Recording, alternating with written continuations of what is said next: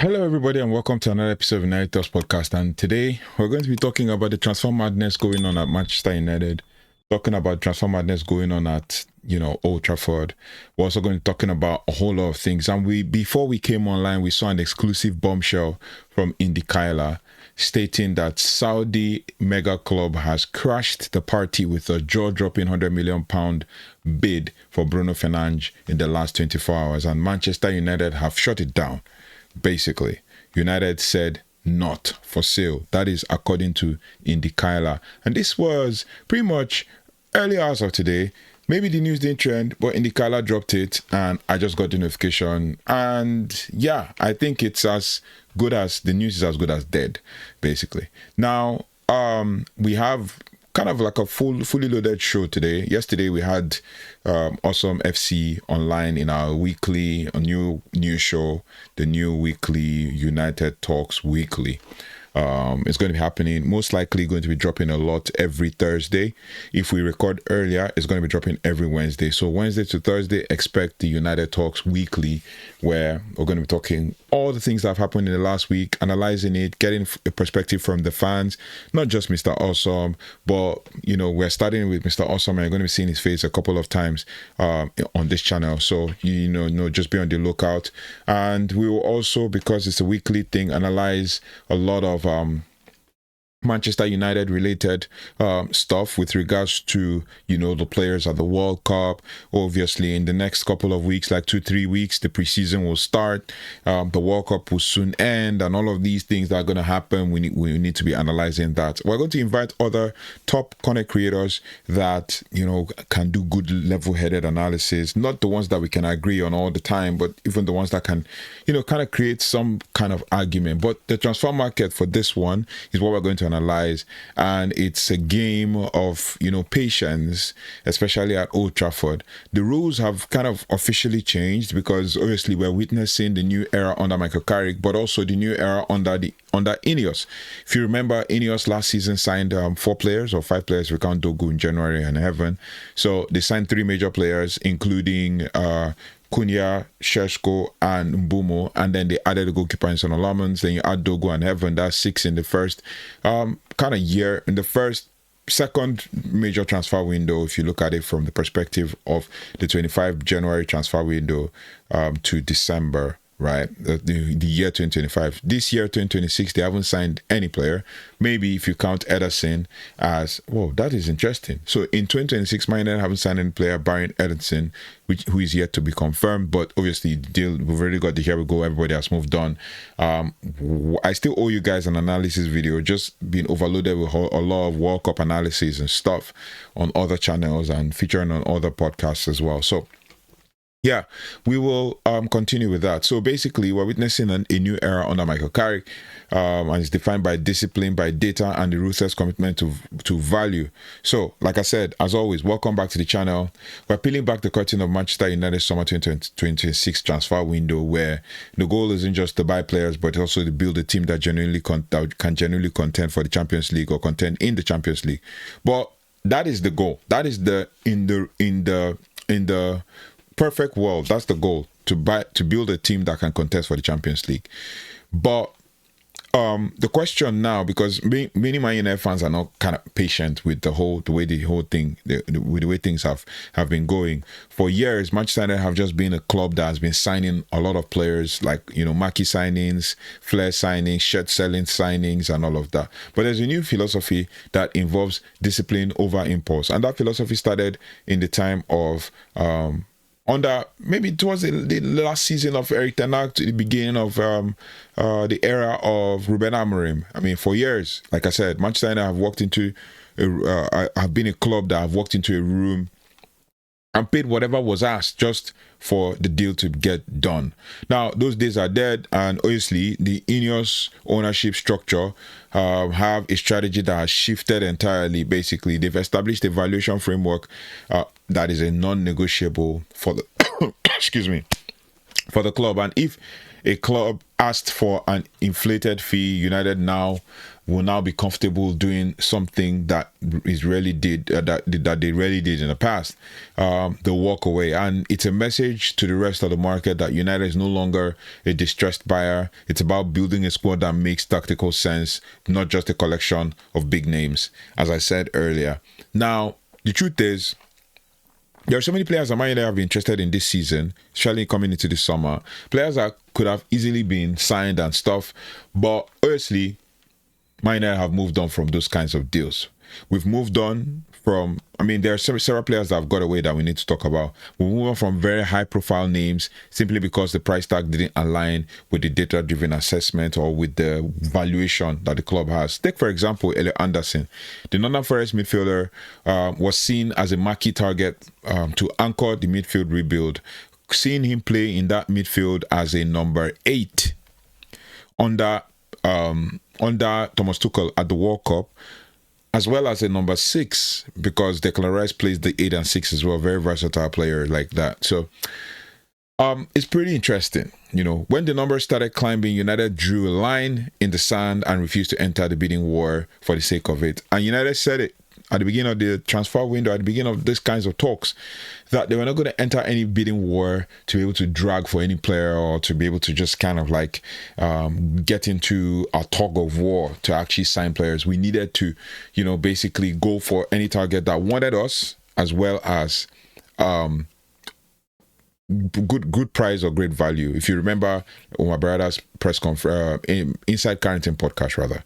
Now, that's a good thing in the real world, or that's a good thing in a perfect world. But when you are desperate to win something over the next couple of years or build a squad that is very resilient, there are some out of the kind of like, okay, how do I call this? Instead of calling them marquee signings or maverick signings, there are some outlier signings, like this guy, you just can't miss the opportunity. And Elliot Anderson is that kind of person that, oh yeah, this guy, you just can't miss that opportunity. But now he's become the one that got away, The situation with that is that the England midfielder was initially earmarked as one of United's marquee summer targets to help rebuild the midfield. But the deal failed. And why did the deal fail? Concerns over a massive price tag for Nottingham Forest made the deal feel highly, improbable. News outlets came out to say, this deal is highly improbable, and United refused to overpay, leaving the player out of reach as the other heavy spenders entered the fray. As of today, as of the time of recording, Elliot Anderson is already a here we go at Manchester City. That's the one that got away. Happy for him.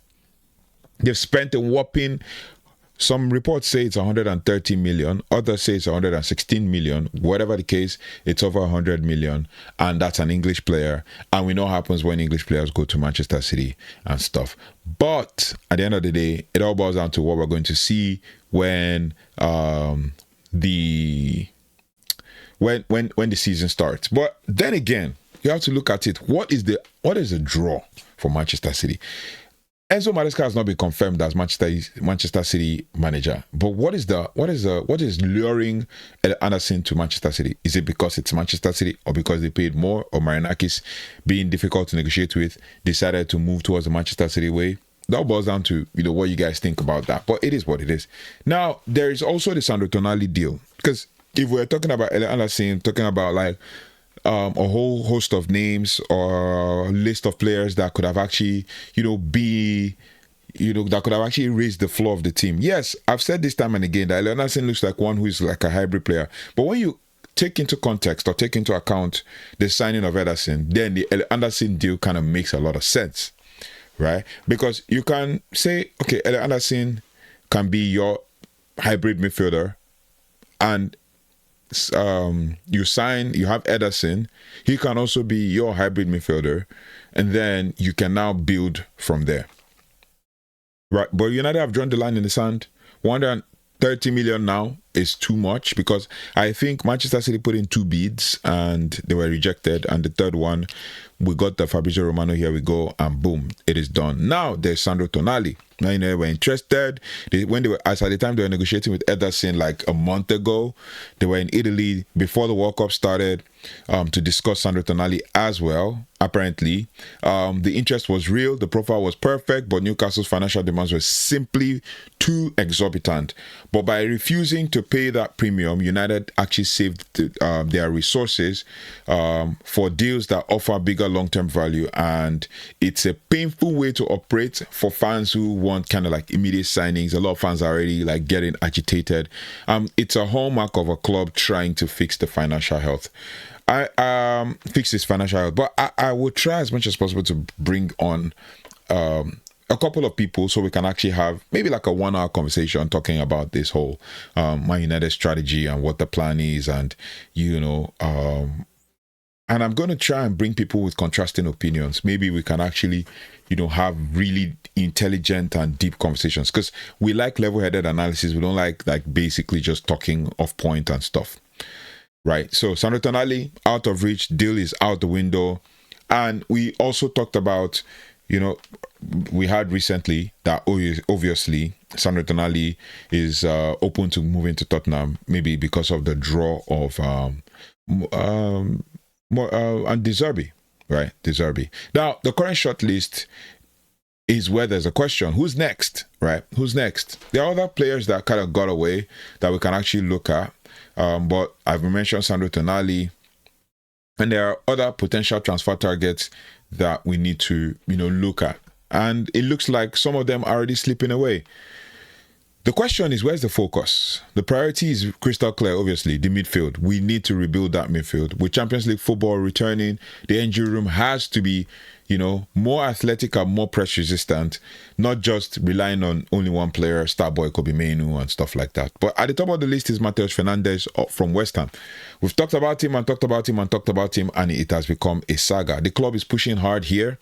He's just 21, technically gifted, and he fits the progressive profile that Carrick wants. If you look at, I've monitored him since when he was 19 at Southampton, probably signed at the age of 18. Amorim sold him from Sporting, and it's ironic that Amorim might also be interested in getting him now, but AC Milan might not want to spend that much of the money, so they'll be looking for like cheaper deals to actually resolve AC Milan's problem. Now, you expect a decision on his future pretty soon, as Manchester Evening News has reported, and there's also a quiet confidence that United's structured approach might actually help Man United negotiate for a better fee than what is originally quoted, and that is the £85 million. But also, Tottenham have entered the fray, and a whole lot of people have started to do some parody stuff with the "Here We Goes" and all of those things. Now, it is very interesting because Man United wants to prove to West Ham that we can actually pivot, we can actually move to other signings, right? Now, we are also putting it out there, and I think it's a PR thing, that we are interested in other players. Now, we are keeping tabs or a close eye on Alex Scott from Bournemouth. But Bournemouth have also come out to say he's not for sale. Arsenal are also particularly interested, not just only in Alex Scott, but also in Mateus Fernandes.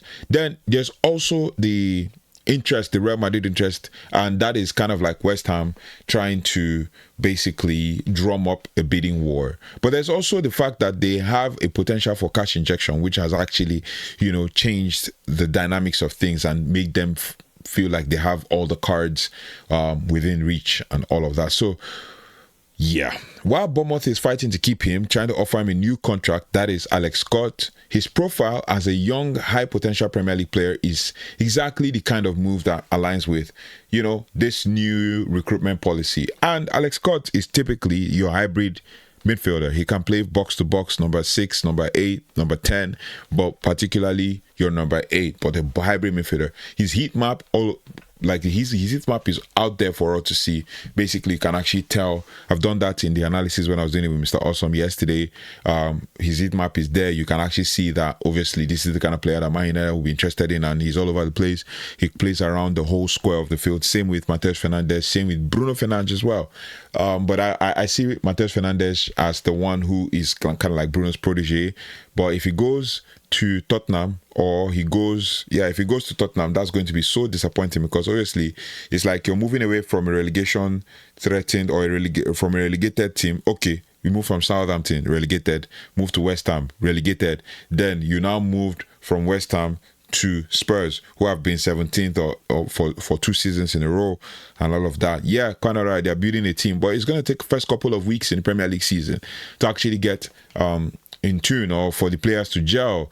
De Zerbi's teams don't usually gel quickly. Check out all his time in Spurs. Check out his time at Olympique Marseille. And you have to look at it from the perspective of the fact that De Zerbi hasn't won anything as a manager. But it is what it is. We're going to see. Anyway, now, like I said, honestly, Bournemouth want to keep him. And he's the kind of player that Manchester United will be kind of like keenly interested in. Now, let's also forget names that are providing structural depth, like Felix Nmecha that came out pretty much today. Felix Nmecha of Dortmund. He came out today. He's playing at the World Cup, played today. Didn't have a very good performance in Germany, but was okay. He's also a target for Man United. Came out today that, Man United could be, interested in him, and that basically he's a prime technical midfield option, and his background is highly familiar to the executives as Omar Berrada and Christopher Vivell. From their previous scouting networks, especially with Omar Berrada, Manchester City, and Christopher, because Felix Nmecha was formerly a Manchester City player from the academy, and then Christopher Vivell with his links with Germany and RB Leipzig and all that. So you can see that link. There's also Crystal Palace's Adam Wharton and Carlos Baleba of Brighton, both young Premier League proven anchors, feature prominently on United's alternative target list to provide immediate structural midfield depth. You have to also think about the fact that, Man United has seen that Carlos Baleba is basically an attainable target, right? Is an attainable target, right? So these are the things, these are the issues. Now, Lord Whipple has also come out, speaking of Alex Scott, that to state that he's a player that Man United are interested in, and Bournemouth want to keep him and have him sign a new contract, like I mentioned, with a release clause, and he has 2 years left on his contract. The question is, why would you sign a new contract with a clause that could be more than what he can go for right now? So he's an option, and they are looking at it from that perspective. Now, there is another one. Now, still on this same midfield thing, Ben Jacobs speaking about Mateus Fernandes, he says it is expected that he will decide which club he wants to play or wants to go to by the end of this month. The end of the month is pretty much in 5 days, right? We are in the end of the month, so I don't know how that is relevant, but he says they will be prepared to make him one of their top earners, and that is the club that he would be interested in. Now, with regards to that, so basically, speaking of that, Mateus Fernandes, before I move on to other midfield targets, like I said, he's going to go to whichever club he wants by the end of the month, and we're already at the end of the month. But he's also chosen, his chosen destination could be able to shave some of West Ham's asking price. So yeah, it is. But it's pretty interesting for that Mateus Fernandes situation. Then you also have to think about another player, right? Another player in Aurélien Tchouaméni. Aurélien Tchouaméni has become an available target because they said something about Real Madrid not particularly wanting to keep him. Mourinho not particularly enthused by him. I have been interested in him as well. But according to Ben Jacobs, Aurélien Tchouaméni's wage and personal terms would not be an issue for Manchester United. They'll be prepared to make him one of their top earners. Aurélien Tchouaméni is basically that kind of player that kind of just basically replaces Casemiro in that squad. He was a replacement for Casemiro in Real Madrid, and now most likely going to be the replacement for Casemiro in the Man United squad. And that doesn't sound like a bad deal. This is according to Andy Meaton. right? He will be, and the meeting, Ben Jacobs has said Tchouaméni, personal terms not an issue, but and the meeting is also saying that Tchouaméni is happy at Real Madrid, but if the situation changes, he would like to play for Manchester United. This is on the meeting and talk of the Devils podcast as well. But yeah, it's not a bad deal. Midfield anchor, a proper number 6 that can play in that number 6 role and as a centre back where needed. If we have enough depth, we can have a situation where we will have a centre-back pairing of maybe Maguire and Tchouaméni, and then you can also have your Ederson and Menu in that midfield, or whoever is the third midfielder we sign. You also have the opportunity to have that kind of player that can play as a deep line playmaker, deep line playing number 6 defensive, just try to drop in the defensive line, win the ball back and move it forward. But you have to also have to consider his bedding in time, his adaptation to the Premier League and all of that. So yeah, quite all right. We have missed some targets, but there's most likely a chance we will get some targets. But then it's very disappointing that Man United have not been able to close out any deal. But I'm not being desperate, because I remember what happened last summer, right? Some of you might be saying, oh, we should be doing some deals, but I remember what happened last summer, so I'm not going to be getting really giddy. Also, there's the defensive puzzle as well. It is no news that Manchester United are interested in bolstering the centre back, or maybe the wing back, the left full back position.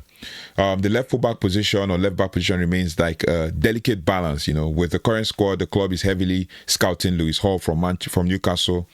Newcastle, having sold Anthony Gordon, might not be very keen to want to sell Lewis Hall. So the question isn't about talent, because Lewis Hall wants to come and he wants to play in Champions League. It's also about his technical identity, right? The tactical identity of the club. The question is, does Carrick want an inverted fullback, an overlapping threat, or a defensive anchor? Now, the scouting team is working to ensure any defensive arrival answers the specific tactical question. These are the issues. These are the concerns, right? Now, we're going to focus on the white noise versus the reality, the noise and all of the chaos, because it's a transfer chaos, it's a transfer madness going on, right? You've heard the rumors about Aurélien Tchouaméni. Personal terms will not be an issue, as I said earlier. If the situation at Madrid were to shift, then we'll be open to a move. But a deal like that is a different beast entirely, because it requires a perfect storm of timing and the player's intent. Does he want to come? Is he going to make Man United his money-making machine, or he really wants to come and fix things at United the way Casemiro said he was going to fix things? Meanwhile, let's not miss out on the quiet moves that have just happened today. We got the Here We Go as well, and Onana's loan departure to Trabzonspor. That's kind of like a tactical oxygen, because it's about moving players who won't fit the vision and to make room for those who would, right? So which means we're in the market for another goalkeeper. If Radek Vitek doesn't want to stay, I, for one, would say let's not spend too much money, trying to go for another goalkeeper. Let's just bring one from the academy. And Dembele is right there. We can bring him, promote him to number 2, sell Ataban there. He has 2 edges of the spectrum to basically learn from. You can send Radek Vitek on loan. I see that I think Hull City are particularly interested in Radek Vitek. I see Man United interested in signing Sam Johnston, he's a Man United Academy graduate. So as a backup, I will not be opposed to that. But he's just been in a lot of relegation teams. Like in last season, he was at Wolves and he was in a relegation threat in Wolves. He was like basically relegated with Wolves typically. So probably Sam Johnston coming back to Man United as an academy and an English talent and all of those things, it would be good for the club. But there's also Dembele, so bring Dembele up, and then you have him being in 2 opposite ends of the spectrum. Dembele, young, I think he's 2021, in the midst of 2 players.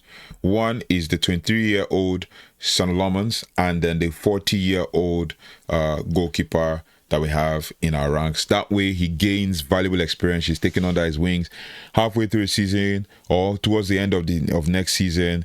He feels like, okay, I need to gain first team experience, send him out on loan, bring up another one, and just keep churning out players like that, right? If he doesn't fit the plan, we sell him. But if he does fit the plan, all things being equal, everything is good, right? It'll be a good learning curve for him. But like I said, it's about moving players who don't fit the vision and making room for those who do. Now, the final verdict from all of this talk that we've been talking about and all of that, this isn't just kind of like your £200 million shopping spree or £200 million outlay. I mean, I saw some stuff online, talking about, especially from reputable journalists, talking about Manchester United's interest. They wanted to sign a £40 million player. They wanted to sign an £80 million player. And they want to sign a £20 million player. Now, this guy is right in the middle. That's Ederson. And Ederson has ticked the box for 35 to 40 million pound. There's still the 20 million pound player, and there's still the 80 million pound player to sign. And obviously, Mateus Fernandes is going from 80 to 85 million. So, I don't know. It is what it is. Now, like I said, there's no 200 million pound outlay out there to make headlines, signing players for the sake of headlines. It's basically a sequence about timing, a sequence about timing, about squad balance, about ensuring that Michael Carrick has a team that can perform on all four fronts, especially giving him the right tools. And the truth is, everybody's going to be annoyed with INEOS if they don't give Michael Carrick the right tools to work. We're past the era of panic buys. We are in the era of basically order, right? The transfer window is young, yes. The fixtures are set, fixture list is out, and the plan is in motion.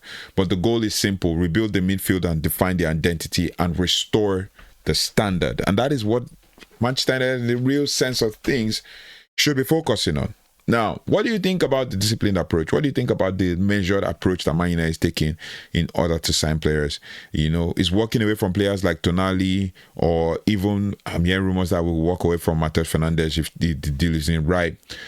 Or is that the right move, or is it United being too cautious? They don't want to spend money, or they have a set budget and they don't want to go over it?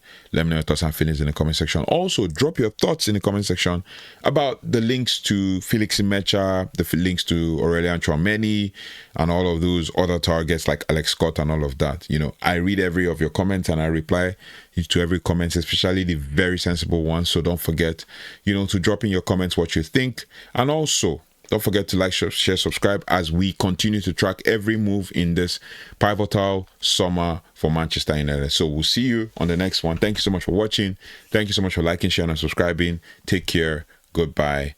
And God bless.